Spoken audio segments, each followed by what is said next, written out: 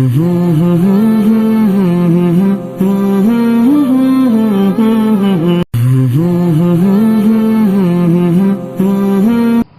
کے بعد ہے سیاہ اور اہل حدیث مسلمان ہے یا نہیں. سیاہ تو کہتے کالے کو، سیاہ تو کالے کو کہتے ہیں. تو اب یہی لکھ رہا کہ سیاہ اور اہل حدیث. سیاہ تو کالے جو ہیں بلیک، ان کا نام سیاہ ہے. اس کو کہنا ہے شیعہ، بڑی شین یا عین اور ہا، کہ یہ شیعہ جو ہیں رافضی یہ مسلمان ہیں یا نہیں، اہل حدیث مسلمان ہیں یا نہیں. اہل حدیث کے بارے میں تو میں جانتا ہوں کہ وہ مسلمان ہیں اور گمراہ ہیں. کبھی میں نے یہ بتایا تھا کہ دائرے دو ہیں، ایک دینداری کا دائرہ ہے چھوٹا، اور ایک بڑا دائرہ ہے دین کا. جو چھوٹے دائرے سے آؤٹ ہو گیا وہ فاسق ہو گیا، دیندار نہیں رہا. اور عقیدوں میں اگر الگ ہوا ہے، اہل السنہ والجماعہ سے عقیدوں میں الگ ہوا تو گمراہ ہے. اور بڑے دائرے سے نکل گیا، جیسے یہ قادیانی بڑے دائرے سے نکل گئے تو وہ مسلمان نہیں رہے. تو اہل حدیث کے بارے میں کسی کا فتویٰ نہیں ہے کہ وہ اسلام سے خارج ہیں، مسلمان نہیں رہے، ایسے نہیں ہے. لہذا اگر کوئی موقع آئے اور ان کے پیچھے نماز پڑھ لی جائے تو نماز ہو جاتی ہے. اور شیعوں کے بارے میں علماء میں اختلاف ہے. ابھی حضرت مولانا محمد منظور نعمانی قدس سرہ نے ایک کتاب لکھی، ایک رسالہ لکھا ہے، اور اس میں ساری دنیا کے علماء کے اس پر دستخط ہیں کہ یہ مسلمان نہیں ہے. لیکن سب کا اتفاق بھی نہیں ہے، اس لیے کہ سعودیہ ان کے حج کے لیے آنے پر پابندی نہیں لگائی. اس نے دیکھو قادیانیوں پر پابندی ہے، قادیانی حج کو نہیں جا سکتا ہے، سعودیہ اس کو ویزا نہیں دے گی حج کا. چھپ کر چلا جائے، وہ تو ہندو بھی جاتے ہیں. اپنا پاسپورٹ مسلمان نام کا پاسپورٹ بنا لو اور پہنچو. دہلی میں سب سے بڑا قرآن کا ناشر ہے اشاعت الاسلام، وہ ہندو ہے اور اس کا پاسپورٹ ہے، وہ جاتا ہے مکہ، جاتا ہے وہاں سے آرڈر لاتا ہے، قرآن بھیجتا ہے. تو اس طرح تو قادیانی بھی چلا جائے. لیکن اگر وہ ظاہر کرے کہ وہ قادیانی ہے تو پھر گورنمنٹ اس کو حج کا عمرے کا ویزا نہیں دے گی. لیکن شیعوں کو پابندی نہیں لگائی ہے، بلکہ مدینہ منورہ میں 1/4 شیعہ ہے. مکے میں تو مجھے نہیں معلوم کہ شیعہ ہیں یا نہیں. مدینہ منورہ میں 1/4 آبادی شیعوں کی ہے. اور سعودی عربیہ میں کئی گاؤں کے گاؤں شیعہ ہیں. اس لیے جو سعودیہ کی رگ دبتی ہے ایران سے، وہ اسی لیے دبتی ہے کہ اس کے ملک کے اندر سارے شیعہ بھرے پڑے. اس لیے انہوں نے حج اور عمرے پر ان کے پابندی نہیں لگائی. اگر وہ متفق ہو جاتے غیر مسلم کرنے پر تو ان پر قادیانی کی طرح پابندی لگتی. لہذا جب اس میں اختلاف ہے تو شیعہ کے پیچھے نماز نہیں پڑھنے کی.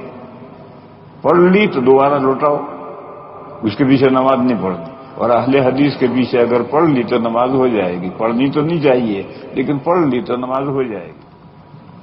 کیا میت کو دفن کرنے کے بعد اور مٹی وغیرہ ڈال دینے کے بعد شریعت میں کوئی عمل ثابت ہے، جیسے سر اور پیروں کی جانب کچھ آیت پڑھنا اور اجتماعی دعا کرنا؟ سرہانے پر سورہ بقرہ کے اول و آخر، سورہ بقرہ الف لام میم ذالک الکتاب لا ریب فیہ، وہاں سے لے کر مفلحون تک، اور آخر آمن الرسول سے لے کر کے آخر تک، ایک آدمی سرانے یہ دونوں پڑھے اور دوسرا آدمی پائتی دونوں پڑھے. یہ صحابہ کے عمل سے ثابت ہے. اور اپنے یہاں دیوبند میں بھی یہ عمل ہے. جب یہ ایک آدمی سرانے اور ایک پائتی پڑھے، اگر 2 آدمی نہیں ہیں تو جس نے سرانے پڑھا ہے وہی پھر پائتی آ کر پڑھے گا. اور اگر 2 آدمی ہیں تو ایک سرانے پڑھے گا، ایک پائتی پڑھے گا. اتنے میں جو لوگ دفن کے لیے آئے ہیں اور قبرستان میں بکھرے ہوئے ہیں وہ سب قبر کے پاس آ جاتے ہیں اور کھڑے کھڑے 2 دعائیں کرتے ہیں. ایک، اے اللہ اس میت کی مغفرت فرما، یہ اپنے دل میں دعا کرتے ہیں مغفرت فرما.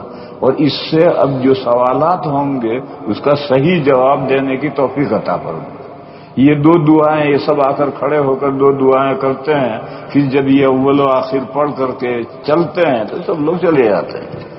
دیوبند اور سہارنپور دونوں میں 60 سال سے میں یہی طریقہ دیکھ رہا ہوں، سب آ کر کے کھڑے ہوں گے اور ہر ایک دعا کرے گا، یہ دو دعائیں کریں گے۔ اجتماعی دعا نہیں ہوتی کہ ایک آدمی دعا کرے اور دوسرے آمین کہتے رہیں اور سمجھے کوئی بھی کچھ نہیں، ایسا نہیں ہوتا ہے۔ یہ گجرات میں ہوتا ہے، یہ دیوبند میں اور سہارنپور میں نہیں ہوتا۔ آپ لوگ دیوبندی ہو تو دیوبند اور سہارنپور میں 60 سال سے دیکھ رہا ہوں کیا ہو رہا ہے۔ دیوبندیت یہ ہے، گجرات میں جو ہو رہا ہے وہ دیوبندیت نہیں ہے۔ فتح رحیمیہ میں مفتی صاحب نے یہ لکھا ہے، بولٹن میں سردی کا زمانہ تھا اور برف پڑ رہی تھی اور ایک جنازہ دفن کرنے کے لیے میں گیا، تو اب گاڑیوں سے اتر کر کے قبر پر گئے، وہاں بھی جو گورکن ہوتے ہیں، مشینیں ہوتی ہیں، اسی سے سب کام ہوتا ہے۔ اب ایک صاحب نے دعا شروع کر دی، 15-20 منٹ ہوئی، دعائی پوری نہیں ہوتی، ان کے رب نے چل ہی رہے ہیں اور میں سردی میں ٹھٹر رہا، بھی میں تو ہاتھ پھر کے جا کے گاڑی میں بیٹھ گیا کہ کرتے رہو تم دعا۔ اس لیے بھائیو دعا تو اتنی ہوتی، دو ہی دعا کرنے کہ اللہ اس بندے کی مغفرت فرما اور اس سے جو سوال جواب ہوں گے اس کو صحیح جواب دینے کی توفیق عطا فرما۔ نبی ابو داؤد میں حدیث ہے، نبی پاک صلی اللہ تعالی علیہ وسلم ایک جنازے کی دفن سے جب فارغ ہوئے تو حضور نے صحابہ سے کہا، استغفروا لأخیکم وصلوا له التثبیت فإنه الآن یسأل، اپنے بھائی کے لیے دعائے مغفرت کرو اور اس کے لیے جو سوال جواب ہوں گے اس میں صحیح جواب دینے کی توفیق کی دعا کرو۔ تو اگر جہرن دعا ہے تو اس کو کہنے کی کیا ضرورت ہے؟ حضور ہاتھ اٹھا کر دعا کرتے جہرن اور سب لوگ آمین آمین کہتے، لوگوں کو یہ کہنے کی کیا ضرورت تھی کہ دو دعائیں کرو؟ یہ کہنے کا صاف مطلب یہ ہے کہ جہرن اجتماعی دعا نہیں ہوگی، ہر آدمی اپنے طور پر میت کے لیے دو دعائیں دم یا وظیفہ بتا دیں۔ حضرت جی مولانا جمشید علی خان رحمہ اللہ مدرسہ عربیہ ریونڈ کے شیخ الحدیث، میں ان کا وظیفہ آپ کی خدمت میں عرض کیے دیتا ہوں کہ جب سر میں درد ہو تو حضرت کا معمول یہ تھا کہ وہ سر پہ ہاتھ رکھ کے 7 مرتبہ سورۃ بنی اسرائیل آیت نمبر 105 وبالحق انزلناہ وبالحق نزل وما ارسلناک الا مبشرا ونذیرا، یہ 7 مرتبہ پڑھتے تھے، ہاتھ پہ پھونک کے سر پہ پھیر لیتے۔ میرا ذاتی تجربہ ہے، سر کا درد جاتا ہے۔ سیدنا شیخ عبد القادر جیلانی، سید احمد کبیر رفاعی، بایزید بستامی، خواجہ معین الدین اجمیری، سلطان نظام الدین اولیاء، قطب الدین بختیار کاکی، فرید الدین گنج شکر، یہ ہمارے علاقے کے اللہ والے ہیں اور پورے عالم کے اللہ والے۔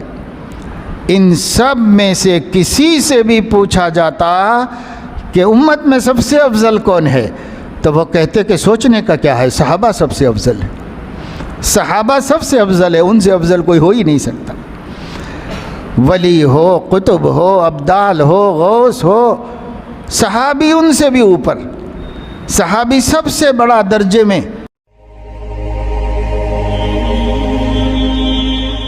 دا میسج میڈیا کے تمام سوشل چینلوں سے جڑے جیسے جوش موج، انسٹاگرام، فیس بک۔ پہلے نوجوان بچے کہیں آنکھ لڑ جاتی ہے، کہیں منگنی ہو جاتی ہے اور فون نمبر مل جاتا ہے، جو تو نکاح سے پہلے نہ جانے کیسے کیسے جھوٹے جھوٹے وعدے کرتے ہیں، کہیں جانوں، کہیں شانوں، کہیں مانوں، کیا کیا نام رکھتے ہیں اور کہتے ہیں تیرے لیے ستارے توڑ کے لا دوں گا اور چاند توڑ کے لا دوں گا، سب جھوٹی جھوٹی باتیں۔ آج تک کوئی اپنی محبوبہ کے لیے ستارے توڑ کے لایا، چاند توڑ کے لایا؟ کوئی نہیں، سب جھوٹے بات۔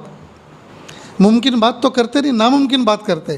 یہ تو کہتے نہیں کہ نکاح ہو جائے گا تو انشاءاللہ ہر روز 1 کلو مٹھائی لے کر آیا کروں گا، جی ہر روز تمہارے لیے جوس لے کر آیا کروں گا، میٹھا پان لے کے آیا کروں گا۔ جو ممکن ہے وہ بات تو کہتے نہیں، ناممکن باتیں کرتے ہیں، سب جھوٹا، سارا جھوٹ پہ نظام ہے۔ ربنا وادخلهم جنات عدن، اے پروردگار داخل کرے ان کو ہمیشگی کی جنتوں میں۔ عدن کے معنی ہمیشگی، اس لیے عدنان نام جب رکھا تو تیرا بھتیجا بچ گیا، ایسا بچ گیا کہ ہم سے بھی بسم اللہ الرحمن الرحیم۔ تقریباً ہر مسلمان کو یہ بات معلوم ہوتی ہے کہ دنیا میں ایک جگہ ایسی ہے جسے وادی ظلمات یعنی ایسی وادی کہا جاتا ہے جہاں اندھیرا ہی اندھیرا ہے۔ اس وادی کے پاس پانی کا ایک چشمہ ہے، اس پانی کو آب حیات کہا جاتا ہے۔ کہتے ہیں کہ یہ ایک ایسا پانی ہے کہ اگر کوئی اس پانی کو ایک بار پی لے تو کبھی بھی اسے موت نہ آئے۔ کہا جاتا ہے کہ ذوالقرنین یا سکندر بھی اس پانی کی تلاش میں نکلے تھے اور وہاں تک پہنچ بھی گئے تھے، لیکن وہاں بہت سے جانوروں کو تڑپتا دیکھ کر جو موت کی تمنا کر رہے تھے لیکن ان کو موت نہیں آ رہی تھی، سکندر نے اپنا ارادہ بدل لیا تھا اور اس پانی کو نہیں پیا تھا۔ یا ایسے ہی بہت سے واقعات بیان کیے جاتے ہیں، لیکن ایسا نہیں ہے کہ آب حیات کا ذکر صرف لوگوں ہی میں مشہور ہو، بلکہ بہت سے محدثین اور مفسرین نے بھی اس کا ذکر کیا ہے۔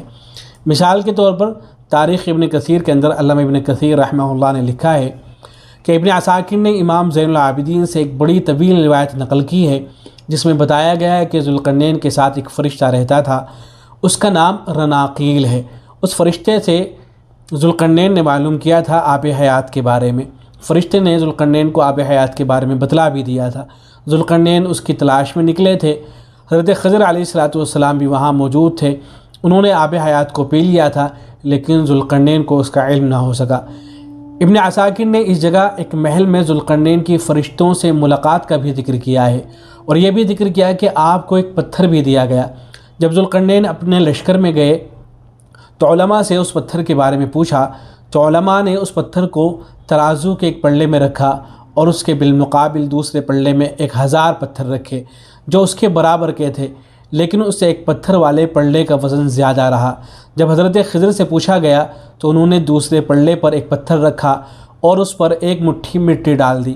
اب کے وزنی پتھر والا پلڑا اوپر ہو گیا اور دوسرا پلڑا بھاری ہو کر جھک گیا۔ خضر نے فرمایا کہ ابن آدم کی مثال بھی یہی ہے کہ وہ کبھی سیر نہیں ہوتا یہاں تک کہ وہ مٹی کے اندر چلا جاتا ہے۔ اس وقت سارے علماء حضرت خضر کے اعزاز میں سجدے میں گر پڑے۔ اسی طریقے سے فتح الباری کے اندر بھی اس روایت کو نقل کیا گیا ہے۔ لکھتے ہیں کہ خیثمہ بن سلیمان نے جعفر صادق کے طریق سے روایت کیا ہے اور وہ اپنے والد سے روایت کرتے ہیں کہ ذوالقرنین ان کا فرشتوں میں سے ایک دوست تھا، فطلب منہ ان یدلہ علی شیء، تو ذوالقرنین نے ان سے معلوم کیا کہ وہ ان کی کسی ایسی چیز کی طرف رہنمائی کر دے یطول بہ عمرہ، جس سے ان کی عمر لمبی ہو جائے۔ تو فرشتے نے دلہ علی عین الحیات، ان کی رہنمائی چشمہ حیات آب حیات کی طرف کر دی، وہی داخل الظلمہ، اور وہ تاریک وادی کے اندر ہے۔ فسار الیہا، تو وہاں ذوالقرنین پہنچے، والخضر علی مقدمتہ، خضر وہاں موجود تھے، فظفر بہا الخضر، تو حضرت خضر تو کامیاب ہو گئے، ولم یظفر بہا ذوالقرنین، لیکن ذوالقرنین آب حیات کو نہ پا سکے۔ تو یہ روایت فتح الباری کے اندر بھی نقل ہوئی ہے، لیکن اس طرح کی روایتوں کو نقل کرنے کے بعد خود فتح الباری کے اندر اس بات کی وضاحت کر دی گئی ہے کہ روایتیں اس طرح کی نہیں ہیں کہ ان کے اوپر اعتماد کیا جا سکے۔ اس لیے ہم جو بہت سی اردو کتابوں کے اندر اس طرح کے واقعات نقل ہوتے ہوئے دیکھتے ہیں اور ان کے اندر حوالہ بھی موجود ہوتا ہے، یا تو تاریخ ابن عساکر کا حوالہ ہوتا ہے، یا بعض رات فتح الباری کا حوالہ دے دیتے ہیں، یا تاریخ ابن کثیر کا حوالہ موجود ہوتا ہے، تو صرف ان حوالوں پر اعتماد کر کے اس طرح کے واقعات کو بیان کر دینا درست نہیں ہے، بلکہ محدثین کا اس حوالے سے خیال یہی ہے کہ اس طرح کی جتنی بھی روایتیں ہیں وہ قابل اعتماد نہیں ہیں، اس لیے کہ کسی بھی مرفوع روایت کے اندر یا اس طرح کی کسی روایت کے اندر کہ جس کے اوپر اعتماد کیا جا سکے اس کے اندر آب حیات کا کوئی ذکر موجود نہیں ہے۔ اس حوالے سے حضرت اقدس مفتی سعید احمد پالنپوری رحمۃ اللہ علیہ کے ایک آڈیو کلپ بھی موجود ہے، اس کو سماعت کرنا چاہیے، مزید وضاحت ہوگی انشاءاللہ۔ السلام علیکم ورحمۃ اللہ۔ یہ سب بکواس ہے، کہیں آب حیات نہیں ہے، یعنی وہ پانی کہ اگر اس کا ایک گھونٹ پی لو پھر موت نہیں آئے گی زندگی پر، یہ سب بکواس ہے۔ کل نفس ذائقۃ الموت، لہذا موت تو آئے گی۔ اچھا ایسا چلو موت نہیں ہے، قیامت تک موت نہیں آئی، قیامت کے دن موت آئی، یہ بھی بکواس ہے۔ ایسا ایک ہی بندہ ہے شیطان، اس کو اللہ تعالیٰ نے یوم یبعثون تک مہلت دی ہے اور کسی کو مہلت نہیں دی، قرآن و حدیث سے ثابت نہیں ہے۔ لہذا یہ آب حیات کا جو محاورہ ہے ایک ہے، بات چلتی ہے۔ اور یہ جو خضر ہیں یہ انسان نہیں ہے، زمینی فرشتے ہیں۔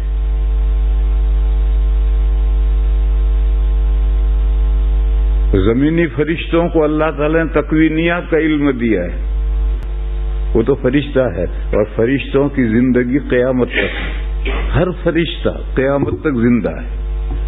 قیامت پر زمینی فرشتوں کی موت آئے گی، آسمانی فرشتوں کی موت آئے گی نہیں آئے گی، وہ مسئلہ بڑا اختلافی ہے۔ بہرحال زمینی فرشتے قیامت کے دن سور پھونکے گا تو مریں گے۔ ابلیس کو بھی اس وقت تک مہلت دی گئی ہے، اور جب وہ قیامت کا دن شروع ہوگا، سور پھونکا جائے گا تو وہ بھی مرے گا۔